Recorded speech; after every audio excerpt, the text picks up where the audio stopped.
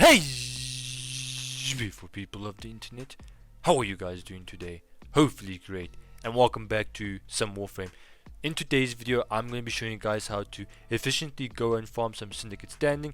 Now, you can do this with a friend, but you can't do this for solo. It doesn't really make a difference. The only thing it will really do is make the game a lot more fun. You know, you guys can help one another out, but this guide is particularly going and designed for solo play.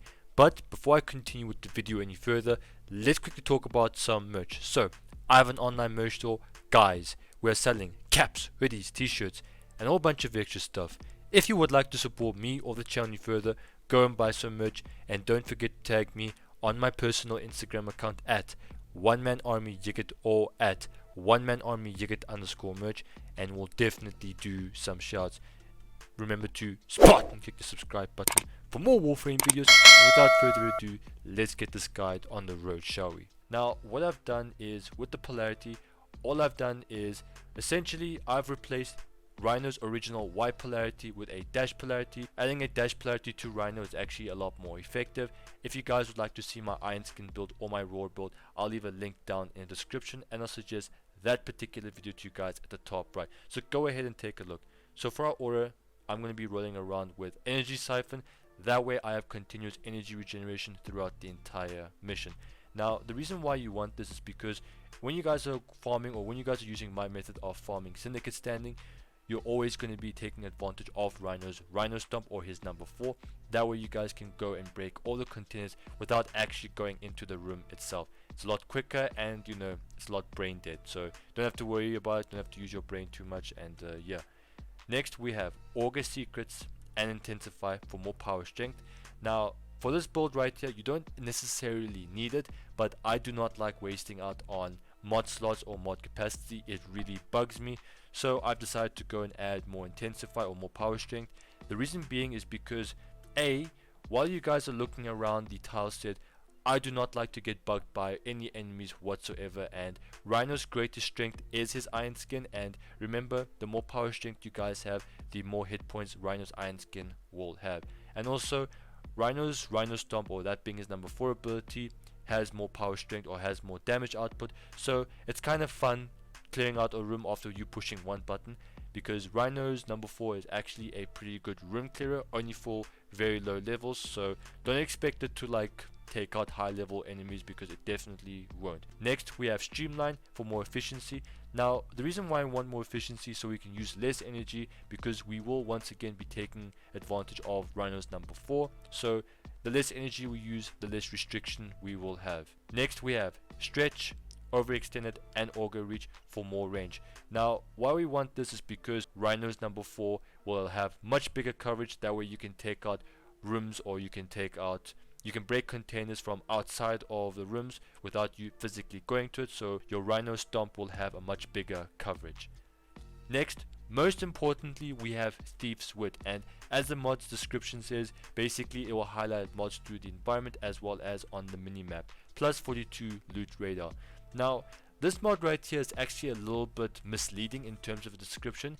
It does definitely highlight mods through the walls and also on the minimap, but most importantly, it also highlights all the breakable containers around you. So while you guys are like looking around for these medallions, just pay attention to your map. You'll see like these white squares, and you just have to try and break them. And if those white squares do disappear when you know your Rhino Stomp has been activated, and that means that there's no medallion in that area. However, if there still is a white circle, then what's going to happen is there's a good chance that that could be a medallion. So Thief's Wit definitely does highlight those medallions, so that's why I recommend you guys always use your Rhino Stomp, so you can know exactly which rooms have these medallions and which rooms don't have these medallions. Next we have Prime Flow for bigger energy pool. A regular Prime Flow or regular flow definitely does work. The whole point is you just have to have a flow on this build, so that way you have less restriction on your energy. So a regular flow or Prime Flow, definitely 100%. Now, in the arcanes department, listen, ladies and gentlemen, I'll definitely keep saying this forever and ever and ever.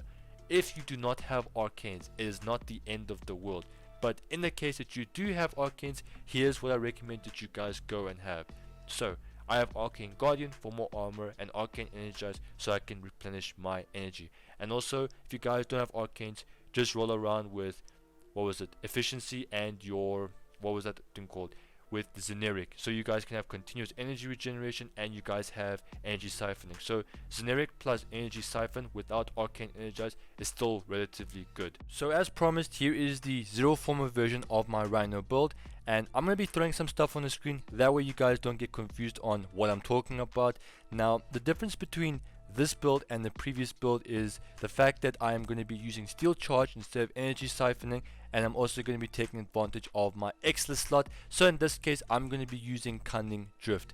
Now don't worry too much about what steel charge does. The only thing that steel charge is going to be used for this particular build is the fact that it gives me 9 additional mod capacity. Thanks to that 9 additional mod capacity, I can go and add Cunning Drift to my Xless slot.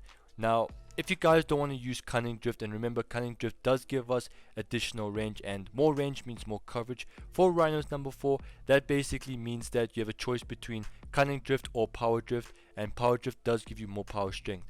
If you guys want to know why you want to use power strength, it's basically only for Rhino's Iron Skin, that way you guys have got a little bit more hit points. I don't think it's really that worth it. I feel like more range is actually worth it for this tutorial, and I'm not going to be going over these mods because, you know, I literally just did previously. And yeah, so if you guys would like to know exactly how I was able to perform this, it's basically a website called Warframe Builder, and what you do, you can go onto Google, type in Warframe Builder and click on the first link that you see. But I'll save you guys time, I'll leave a link down to this particular website down in the description if you guys are interested in checking out. It basically gives you the ability to pre-plan any of your builds before you actually play the game. It's actually fantastic. I think it's amazing. You can do it during work, you can do it during your free time if you're away and you feel like, you know, engaging in some Warframe content. Let's talk syndicates. So what you guys want to do is to simply return to your orbiter and interact with your syndicate hub. In order to do this, just follow my exact route. As you guys can see, there's a console or there's a hub. Interact with it. Here there are 6 different syndicates that you can choose from. Your goal is to go and choose 3. So we have New Loka, the Parent Sequence, Red Veil, Arbiters of Hexus, Cephalon Suda, and the Steel Meridian. So what I've done is I've chosen the Parent Sequence, and because the Parent Sequence is allied with New Loka, I'll then get a 50% additional passive with them. Now let me explain to you guys what these red and green triangles mean. So when you hover over any syndicate, you'll notice that it tells you a brief description of their beliefs, your rank, and the amount of XP you have with them or standing, and also tells you who are they allied with, who are they opposed, and who their enemies are.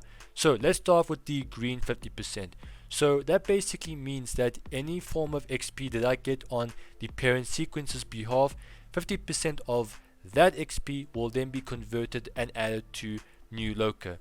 In terms of the red 50% and the red 100%, that means that any form of standing or syndicate standing I get with the Parent Sequence, 50% of that standing will then be converted into negative standing, and you'll start lowering your standing for that particular syndicate. So in this case, 50% of that XP or syndicate standing will then be converted into Arbiters of Hexus, meaning that you'll start bringing your rank lower. The same can be said with Steel Meridian. However, the only difference is Steel Meridian will start to hate you at a much faster rate. Now, there is a cap to how much these syndicates can hate you. As you guys can see, I have a -2 on all 3 of these syndicates. That means that there is an exclusive syndicate or exclusive rank for hatred, and you don't have to worry about it too much. It just means that during your missions, these syndicates will try and kill you. Now the same can be said with every other syndicate. Once you've decided on who you want to support mentally, it is now time to decide that in the game. So let's say I want to support Red Veil. As you guys can see, it is rank 0. So what you want to do is to simply go and get yourself 5,000 standing. In order to do this, you simply have to go and equip the exclusive Red Veil sigil on your Warframe. In order to do this, just exit the hub like so, and then head to your arsenal. Here what's going to happen is pick whatever Warframe you want. So I'm going to show you guys Rhino as an example. Click on appearance, and then click on sigils. Then click on front sigil or back sigil, up to you guys, won't make a difference. However, you guys can only have 1 sigil on for each faction. So if you guys have decided to put on Red Veil sigil, you can't go and put on a New Loka sigil. The game just doesn't work that way, I believe. So what you want to do is click on it, and in the search bar just type in Red Veil or whatever the name of your chosen syndicate is, and you'll then get some, you'll then get some results. Now this is the default sigil you'll get, so you just want to double click it, and as you guys can see, it's already on Warframe. Now once you've done that, you then want to go and complete regular missions with the sigil on. So this part of the video is for those who have grinded out 5,000 out of 5,000 standing, or you're at maximum standing for your current rank. In this case it's your level 1 initial rank. You then want to left click and then click on rank up, and as you guys can see, there's a bit of a menu box. What this menu box means is that your chosen syndicate, so in this case Red Veil, wants me to sacrifice 2 gallium and about 30,000 credits in order to go to the next level, or level 1 rank for Red Veil. So what you want to do is, you see over here where it says not enough standing, for there it will tell you guys sacrifice, because I'm just lacking the 5,000 standing and I definitely do have the resources. And once you guys have sacrificed, what's going to happen is you'll then be able to go and redeem some extra prizes. Now one thing I do want to note or tell you guys is that you see how it tells you that Red Veil wants me to sacrifice something cheap. As you guys progress to the levels, it will slowly start getting more expensive and more demanding, obviously for the much later levels, but it's the exact same process. Go and grind out the maximum level for standing. So level 1 will, or level 0 will be like 5,000, level 2's one will be like 15 or 20,000. The level grinding gets bigger and bigger and bigger, so it's going to require more and more of your time. So yeah, just keep that in mind. Once you guys have sacrificed, push this button right here and sacrificed the appropriate things, you then are going to be told that Red Veil or your chosen faction is then going to turn around and tell you that, hey, because you guys have ranked up our syndicate, they're then going to give you a free reward, and they'll give you a handful of things to pick. So what I recommend is go and pick the sigil. Any one of these sigils can be one of these 3 sigils. Doesn't really make a difference which one you pick. The most important thing is that you go and pick which one you like the most. Now bear in mind, you won't have access to the later stuff. You'll only have access to things that are within your level. So in this case, you'll only have the first 5 or the first 4 things. You won't have access to the relic pack just of yet, but you'll only have access to these 4 things. And pick any of these 3 sigils. Don't pick this thing, it's absolutely useless. Now you want to pick any of these sigils because you guys can see there in brackets or parentheses it says there plus 5% additional syndicate standing.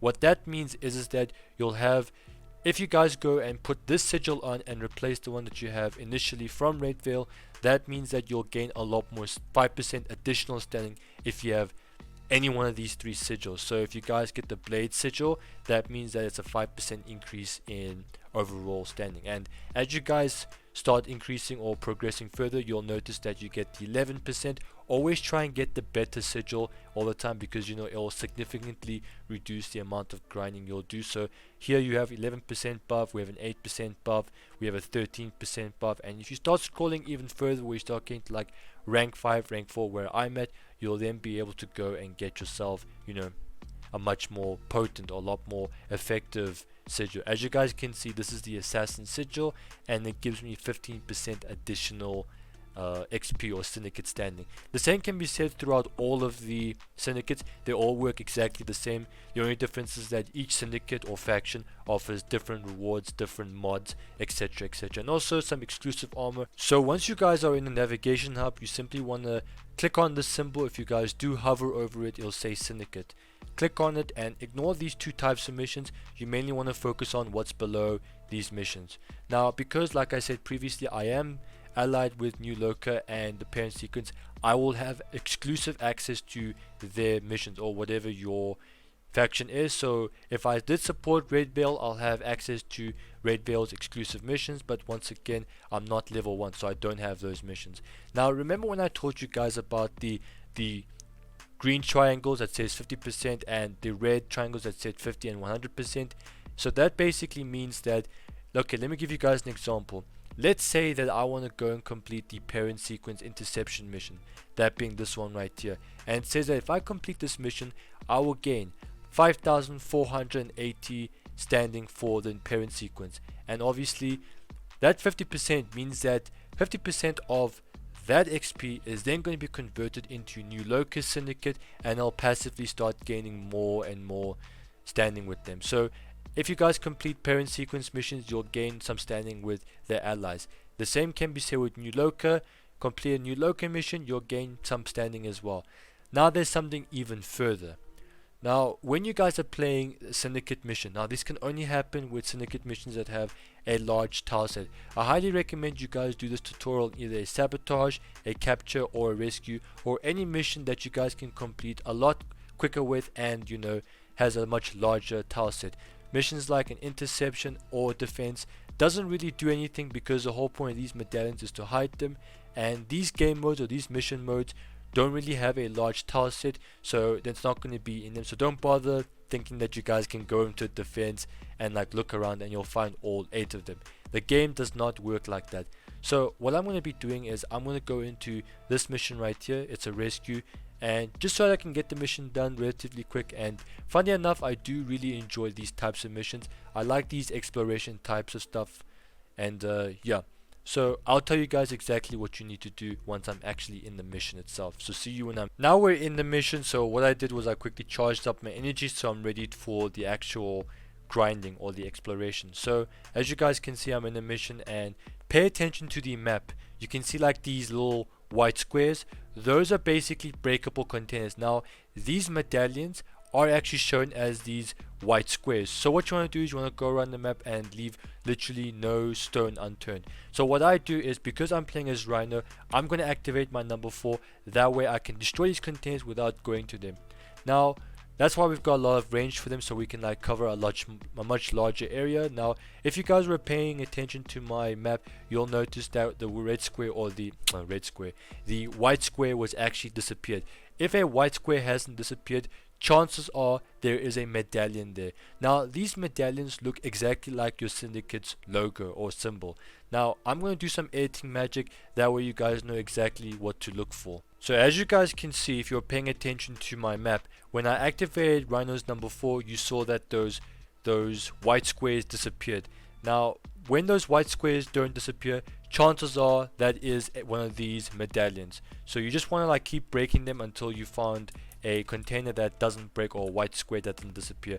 It's not always the case where that white square will, you know, disappear, but it's always worth taking a look. And here is one location as well. Another thing I do want to state is that if you see one of those white squares in a funny location, then definitely that is one of those medallions. So you just want to go up to it like so and pick, and as you guys can see, there's only about 8 of them in each mission. And when it comes to actually looking for these medallions, you want to like pay attention to your map, or have a staring contest with your map, so yeah, where you can check out all of the potential hitting spots. Now I'm not going to guarantee that you'll be able to get all of these medallions. Sometimes these medallions, you'll see them on your map, but you don't know like how to get there. If you find one of those like really tough locations, just don't worry about it, ignore it. You're only going to be like missing out on like 2 or 3 medallions, so it's not exactly the end of the world, you know. So I've just picked up all 8 of my acquaintances, or all 8 of my medallions, and once you've gotten all 8 of them, or if you can't find any more, then I highly suggest that you guys just cash in, because you know, 4 medallions is better than 0 medallions. Quick side note, do these missions solo or either with a friend that you can trust, because you know, some of these guys will like get bored of trying to complete this mission, because not everyone wants to go and hunt down these medallions. Some people are extremely impatient and don't like this method, but I'm just providing it to you guys as an option if you want to like try and get as much standing as possible, efficiently as possible. Now once you guys have finished with your medallion hunt, you simply have to head to your navigation and then go to any relay. So in this case, I'm going to go to the one in Pluto, that being the Orcus relay, and you just basically want to go to your syndicate's headquarters. So when you land, you'll then be greeted to the spawning location. As you guys can see, there's some people around me. So what you want to do is to simply go to your syndicate or your supporting syndicate's headquarters. Now you just go forward and just pay attention to your map and look for the symbol that you know you support. So in my case, I support this parent sequence, like I've said a million times. So I'm going to go this way, and then you know, here's their allies, there's New Loca, and then here is the parent sequence. So what you want to do is go up to one of these guys. They should tell you to turn in your acquaintances. Now for every syndicate, these medallions are different things. Like if you go and do new locust stuff, then it's going to be called seeds. So go up to this individual, it'll tell you to turn in your acquaintances, and then it'll tell you here are the acquaintances that you have in your inventory. So what you want to do is just hand it, left click on it, say you want to hand all of them, click confirm, and it'll tell you that you'll be getting 4,000 standing. So by me completing that mission plus this, I gained about 9,000 standing. So you then want to click on redeem, it'll tell you do you want to continue, you say yes. This is how much you'll lose for your enemies, and as you guys can see, I just gained 4,000 standing. Ladies and gentlemen, that's all I have for today's video. If you guys have liked the video or it's genuinely helped you, remember to leave a like and don't forget to spot and click the subscribe button for more Warframe videos. I'm gonna make like a banana and split.